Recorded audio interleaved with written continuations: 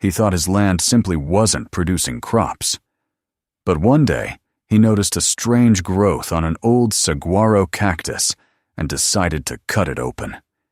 He didn't know what had been hidden inside for almost 50 years. Subscribe and write in the comments which city you are watching from. The first light of dawn crept slowly across the sky, spreading pale ribbons of gold over the barren stretch of land that had belonged to the Copland family for nearly half a century.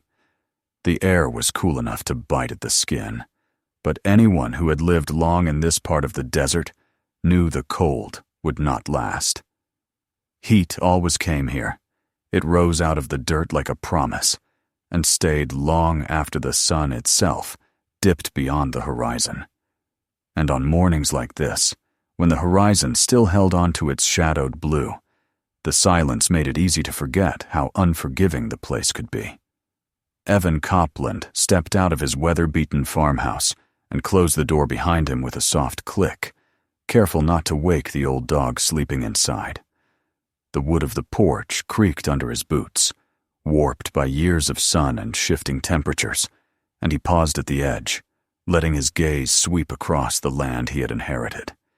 He had seen this view every day of his life, but lately it seemed different, emptier somehow, rougher, like a map whose details had been erased little by little until only the outlines remained.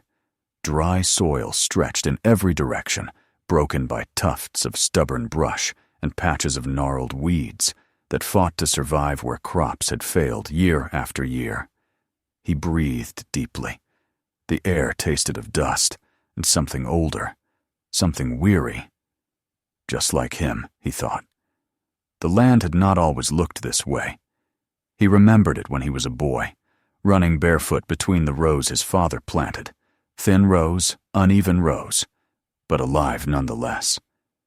He remembered how his father's hands were always cracked open from the dry work, but warm when they rested heavy on a young boy's shoulder. "This land is stubborn," his father used to say, "mean as a cornered mule.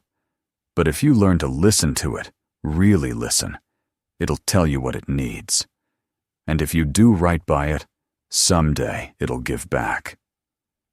At 10 years old, Evan didn't understand how dirt could talk, but as he grew older, he learned what his father meant.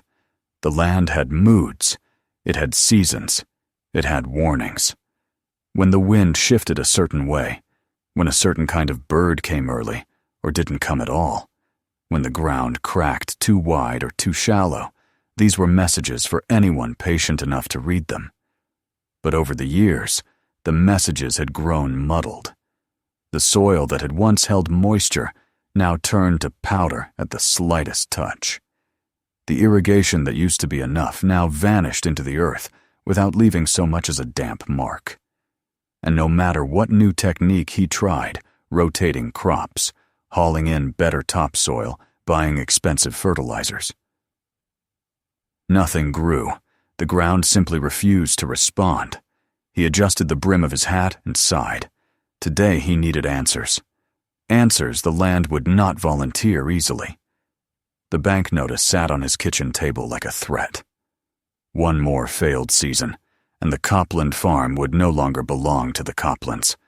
There were no more loans to take, no more extensions to ask for. He had poured every last dime into trying to revive these fields. Every plan had failed. Every harvest had disappointed him. Every passing month made the land look more like a dying thing. Yet Evan stayed. There were easier ways to make a living. Safer, cleaner, more reliable. But none of them belonged to him the way this land did.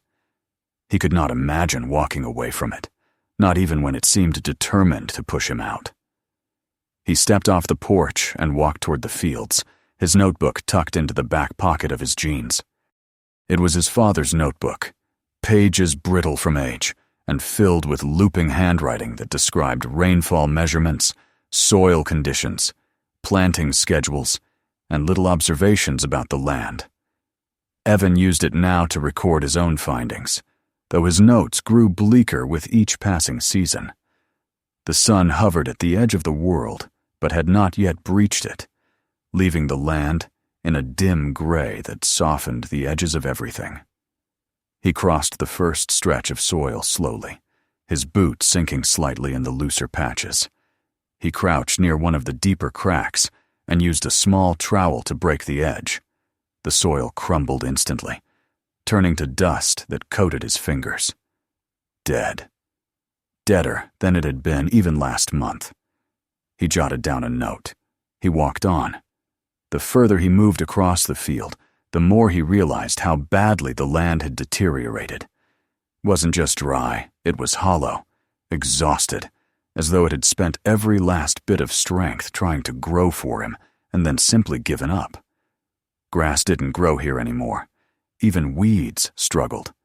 The few stubborn plants that did survive clung to life like ghosts of a landscape that had once held color. He reached a spot near the old fence line where he hadn't worked in years. The ground there had always been the worst. Even his father had avoided planting on that side, no matter how desperate they were for yield. The soil had never taken to crops there, and as a boy, Evan had assumed it was cursed somehow, a childish thought. But now, seeing how lifeless the spot still looked, he felt a trace of that old fear stir. He moved closer, scribbling something in the notebook, when he noticed a shape standing tall against the horizon. A saguaro, older than any he'd ever seen on his land, towering with long, curved arms that twisted toward the sky like ancient fingers. It was a giant, easily over 25 feet tall, its ribs thick and dark from age. Strange. He didn't remember it being this large. He approached, boots crunching on dry grit. When he reached the base of the cactus, he stopped short. Something was wrong. A bulge protruded from the lower trunk. Too round, too symmetrical to be natural. Saguaros grew deformities sometimes, but this wasn't that. The shape under the thick, leathery skin was unmistakably foreign, a defined mass pressed outward from within, as though the cactus had grown around some object until it became part of the plant itself. Evan crouched and laid his palm against it. The cactus bark was warm from the night air, but when he pressed harder, he heard it. A faint, hollow thump. Not soft like plant tissue.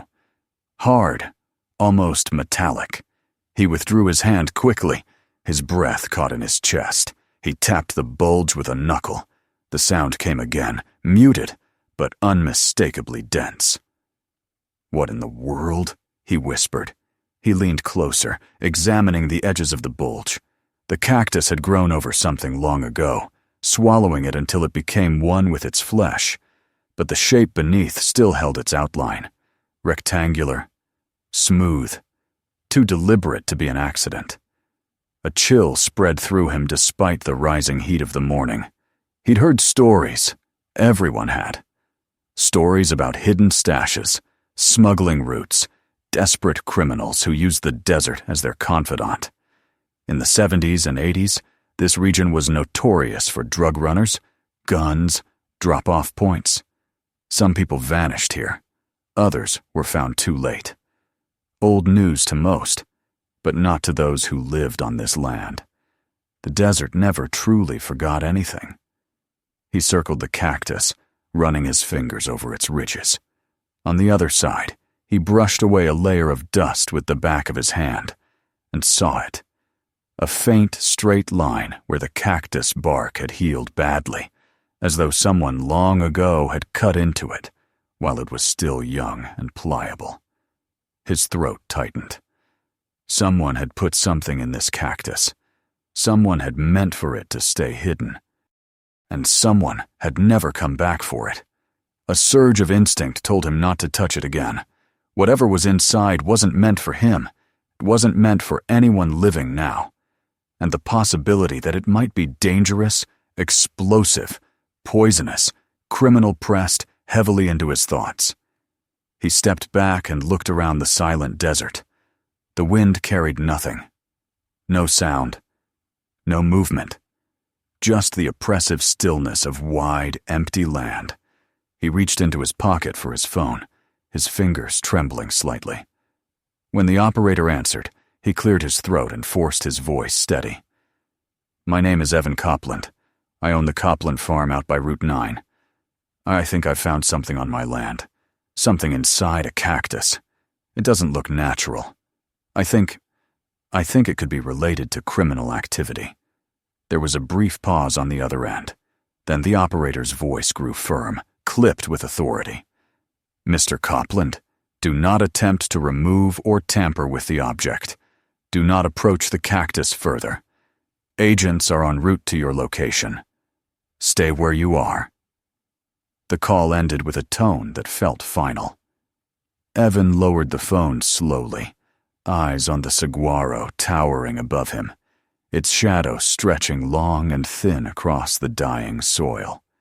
For the first time since his father passed, the land felt like it was speaking to him, but not in the way his father meant.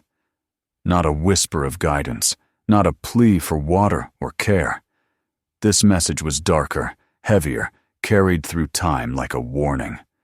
Something had happened here. Something the earth had kept buried for half a century. And now the land had chosen to reveal it to him.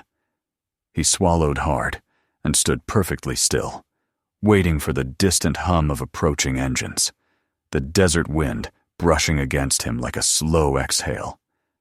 The morning sun rose higher, washing the horizon in harsh, bright light. And as he stared at the cactus that had become a guardian of secrets, he knew nothing about his land, or his life would ever be the same again. The sun was already higher by the time the first distant sound of engines drifted across the barren fields.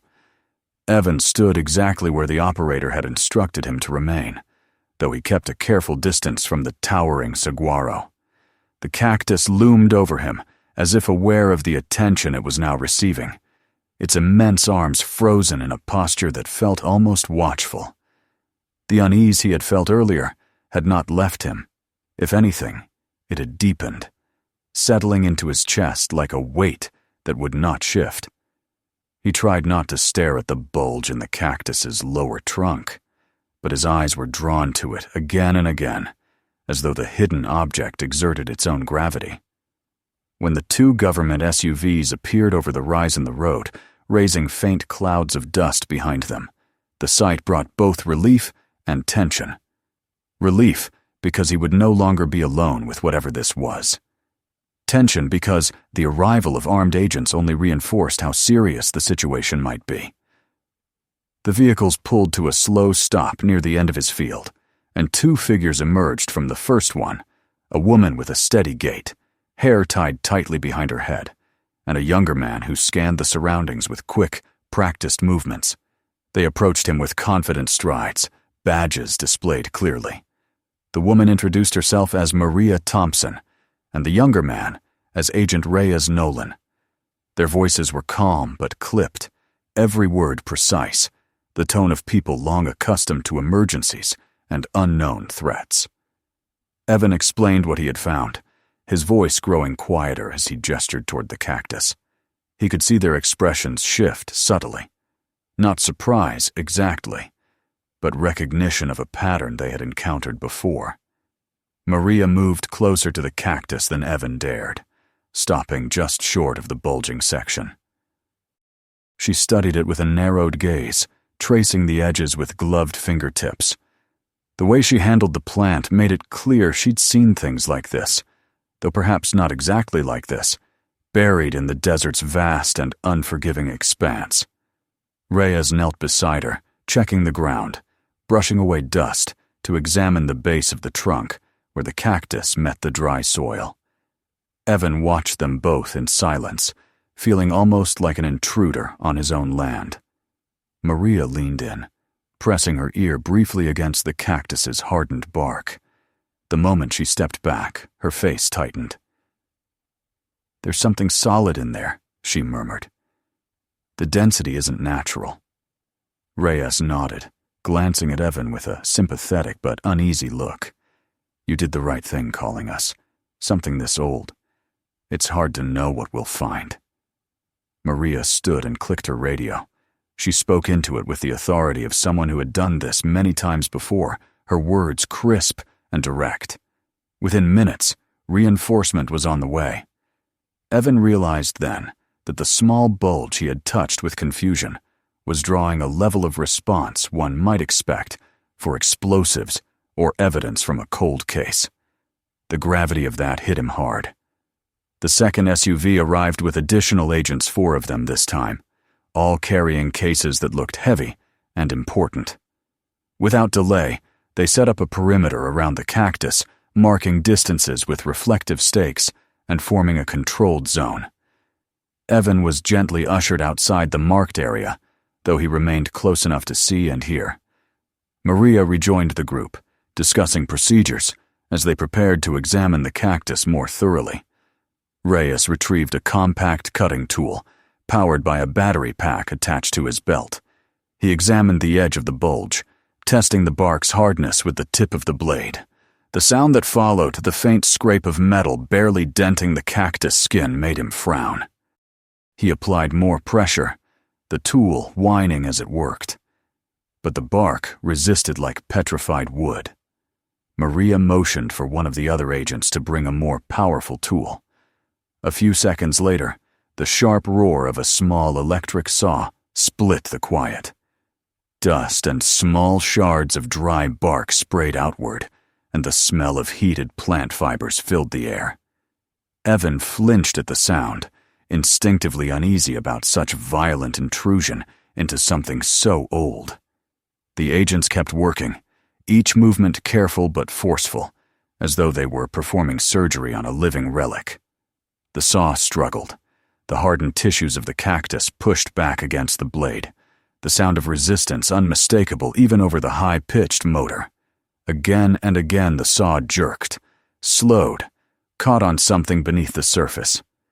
Maria called for a pause, inspecting the shallow cut. She touched the exposed layer. "This isn't normal," she said.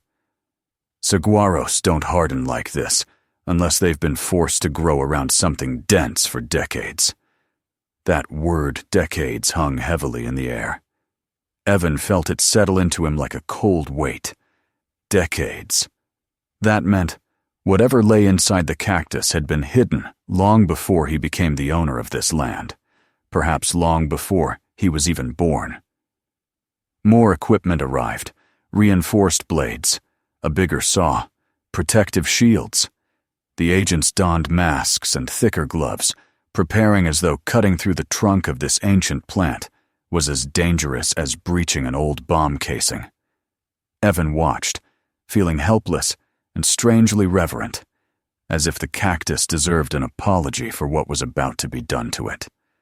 When the larger saw bit into the wood, sparks flew. Actual sparks. Reyes pulled back immediately, startled.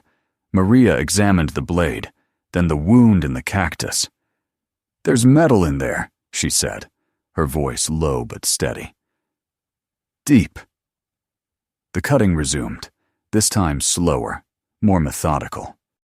The sun climbed higher in the sky, heat radiating off the cracked ground around them. Sweat ran down the backs of the agents, their sleeves darkening as they worked.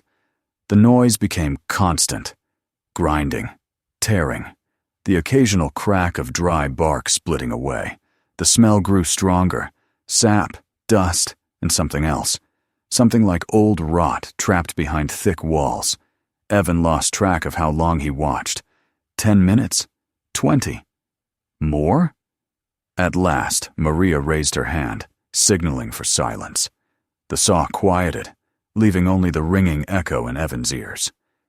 She reached forward with thick gloves and pulled away large chunks of bark that hung loose from the fresh cut.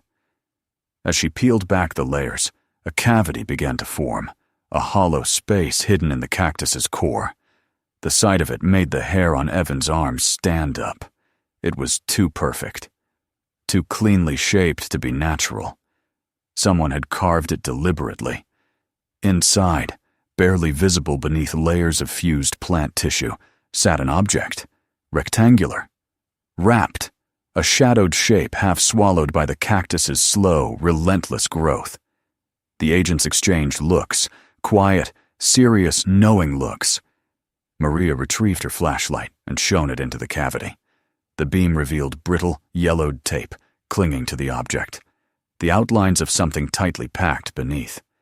The cactus had gripped it so firmly that removing it would require widening the cavity further. They brought in the saw again, cutting carefully around the object.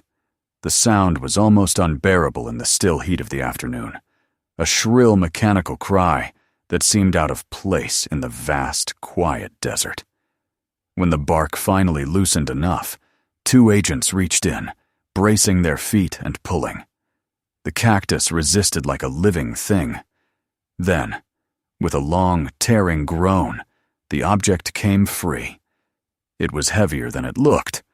Dust billowed off it, and the old tape cracked like brittle skin. Maria placed it carefully on a metal table that the agents had unfolded in the shade of a portable canopy. The group gathered around, though no one reached for it right away. Even Reyes hesitated, as though touching the package meant disturbing something sacred or cursed. Evan moved closer, stopping just outside the perimeter tape. The object sat like a silent accusation, a relic from another time, a ghost made tangible. Maria picked up a thin-bladed knife and began slicing through the old tape. Each layer made a soft, cracking sound as it split, fragments flaking away like the scales of a long-dead snake. Evan felt his heartbeat in his throat. He didn't know what he expected. Papers, weapons, bones. But he knew whatever lay inside would change everything. When Maria removed the final layer of wrapping, the contents revealed themselves in neat, tight stacks. Money. Old bills bound with paper bands, stamped with dates from the late 1980s. Hundreds of stacks, maybe 1,000. The edges were worn. The ink on some had faded, but the value was unmistakable. Reyes exhaled in shock. That's close to $1 million. Maria didn't blink. Cartel currency. I've seen markings like this before. She looked at the stack again, her voice quieter. Very old cartel. She motioned to another agent, who opened a large case and pulled out documents, plastic sleeves, and scanning equipment. They began cataloging the bills. Serial numbers, band markings, every detail. It was a meticulous process, tense and deliberate. One of the agents approached Maria with a thin file of paperwork records retrieved from their mobile database. He spoke quietly, showing her a grainy photograph clipped to the front. A man's body sprawled across desert sand, stiff with death, the outline of old tire tracks nearby. Maria studied it for a long moment before speaking. Body found in 1987. No ID. Male, mid-30s. 2 gunshot wounds. Cause of death, execution style. She lowered the file. Found 5 miles west of here. Evan's stomach twisted. The wind that brushed over the land suddenly felt colder. Maria turned her eyes toward the cactus. This is his stash. He hid it, tried to run, and didn't get far. The weight of that truth settled like dust across Evan's thoughts. His land, his father's land, had been witness to something violent and desperate, preserved not by design, but by the silent, patient work of a growing cactus that had become a tomb for someone's last attempt at escape. The agents continued their work for hours. The sun rose high and began its slow descent again. The heat shimmered above the ground, and the air grew thick and shimmering. They documented everything, photographed the cavity, measured the cactus, collected bark samples, sealed the money in a reinforced container for transport.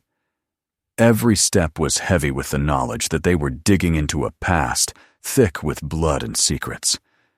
And Evan stood there the entire time, watching as a story older than him, older than his ownership of the land, surfaced bit by bit.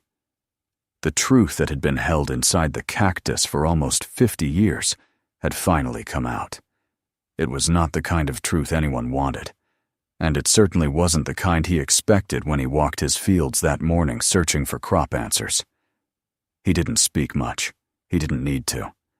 The agents thanked him for calling, told him he might be contacted by investigators, assured him he had done the right thing. But none of their words eased the cold knot inside him. When the last piece of equipment was packed, when the container holding the hidden fortune was locked inside the armored truck, when the ground around the cactus was littered only with bits of dust and leftover markings, the place felt changed, not improved, just exposed. As the engines rumbled to life and the vehicle slowly rolled away, Evan watched the wounded cactus standing alone in the fading light.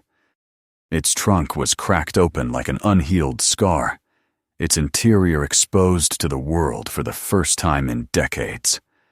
The desert wind sifted through the empty cavity, carrying the faint scent of sap and something older, more sorrowful.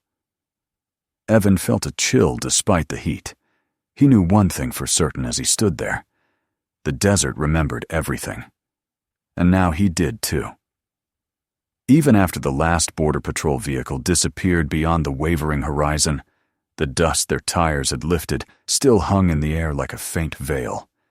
The hush that followed their departure settled slowly, reclaiming the land inch by inch, swallowing the echoes of engines until only the wind remained. Evan stood motionless, watching the thinning trail of dust dissipate into the glowing amber light. It struck him as strange how quickly a place could change moods. All afternoon the field had been filled with movement, voices, machinery, the sharp commands of agents coordinating around a cactus that was older than any of them.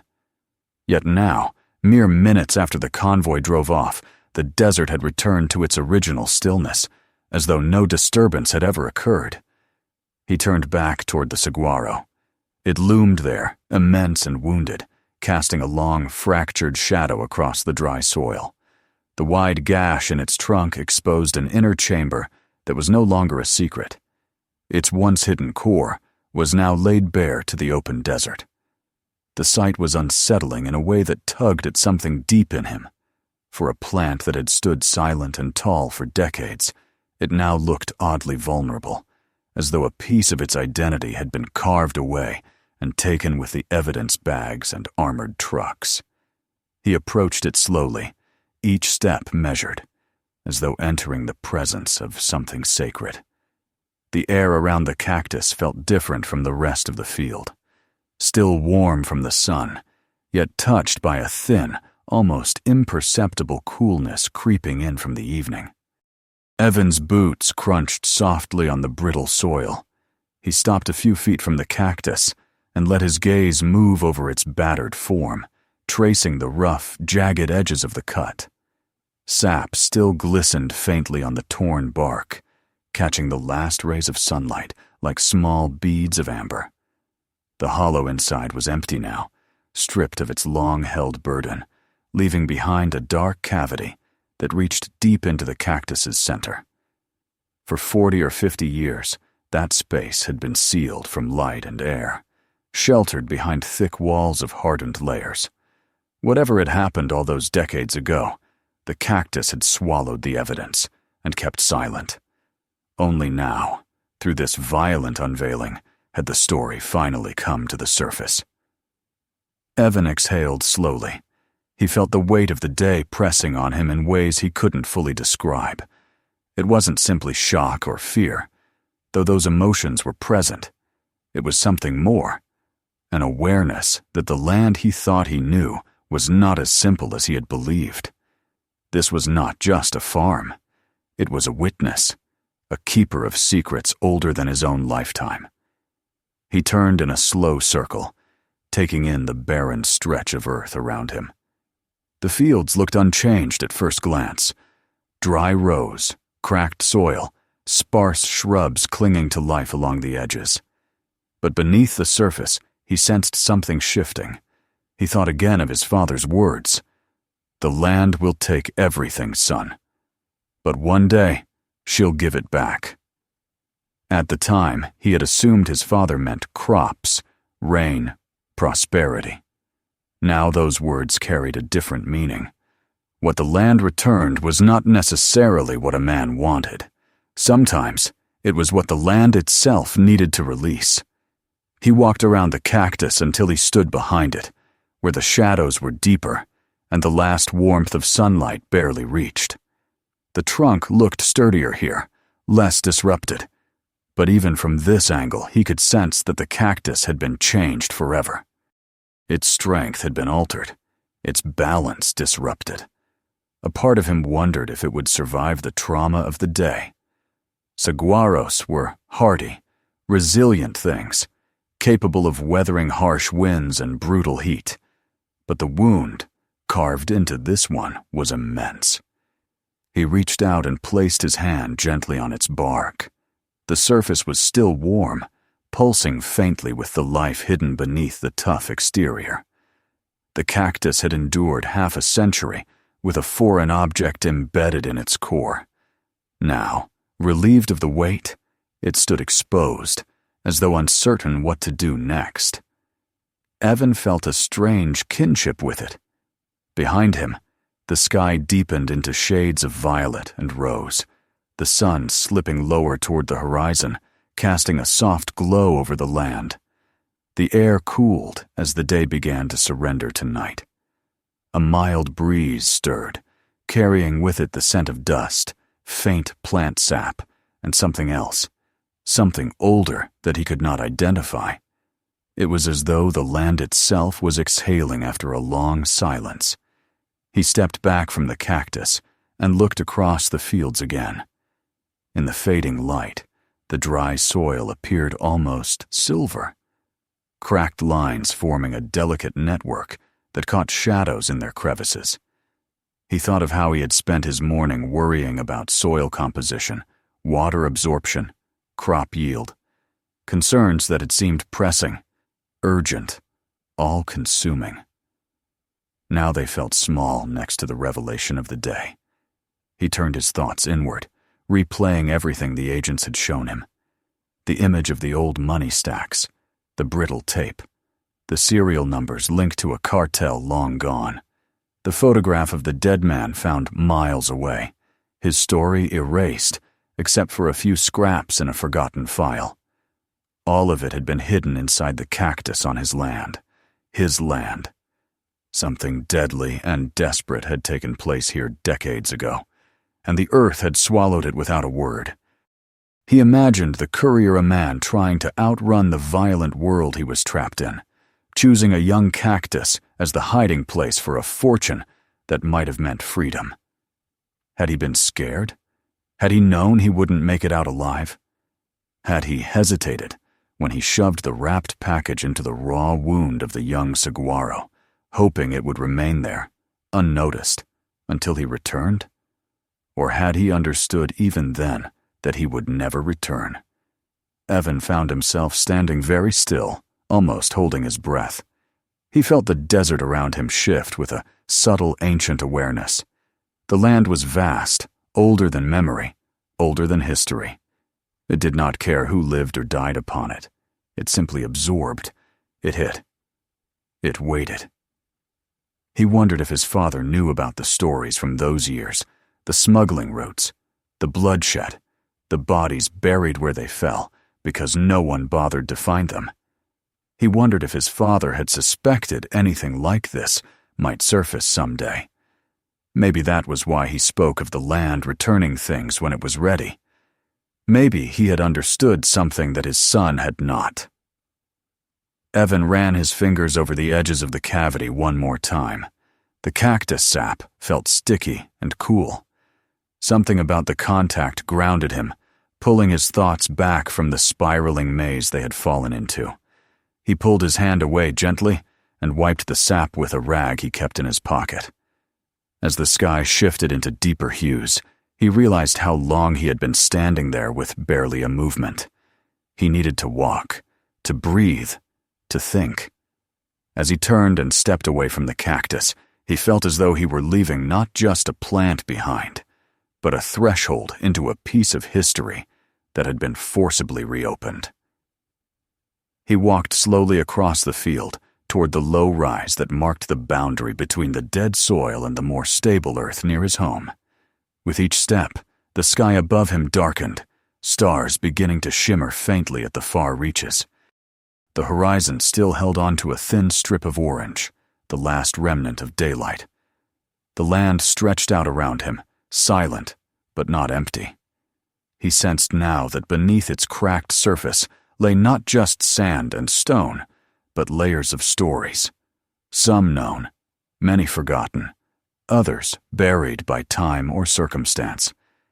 He wondered what else might be hidden here, what other truths the earth had quietly absorbed, waiting for the right moment to unearth them again.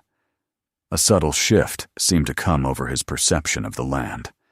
Before today, he had viewed it as a failing crop field, a place that refused to reward his work, a stubborn and uncooperative piece of ground that had resisted every attempt he made to revive it.